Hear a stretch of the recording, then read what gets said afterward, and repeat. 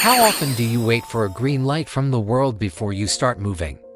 So many of us look for that nod of approval, that word of encouragement, or some sign that our path is safe and guaranteed. We crave external validation. But here's the hard truth. If you wait for the world to believe in you, you're giving the world the power to stop you. Think about that. You're handing over the controls of your life to people who haven't walked a single mile in your shoes. Your self-worth isn't a stock market.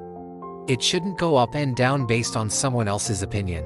It's an internal, constant value that you define. In law and in life, there's a concept called a first principle. It's a foundational truth, a starting point that can't be deduced from anything else. You need to understand this. You are your own first principle, your existence, your potential, your dreams. These are fundamental truths. If nobody sees your talent, does that mean it disappears? No, the talent still exists. If nobody hears your ambition, does the fire inside you just go out? Of course not. The fire still burns. If nobody supports your climb, is the mountain suddenly impossible to conquer? No, the mountain is still there, and it is still conquerable. Your value is inherent. It doesn't need an audience to be real. So what do you do when faced with doubt and disbelief? There's a profound dignity in silence. When others question you, don't waste your breath trying to convince them. Instead, speak the universal language of action. Let your results become your lexicon, your vocabulary.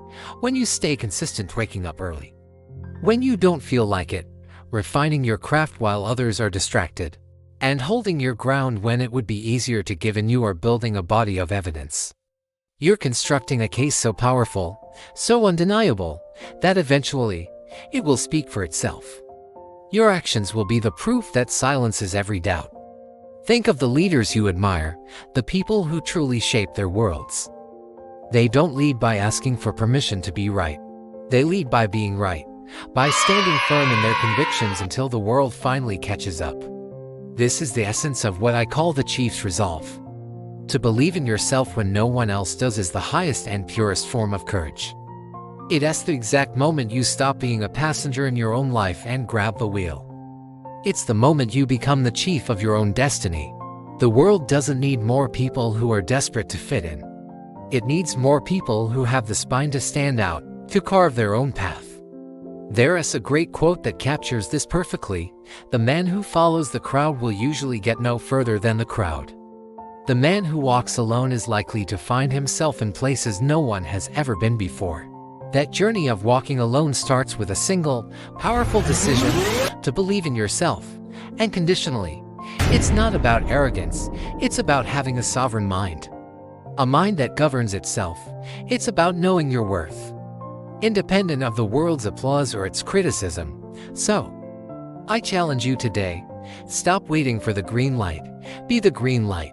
Your journey, your destiny, is waiting for you to take command. Thank you for watching. If this message resonated with you, please like and subscribe for more content to help you build a sovereign mind.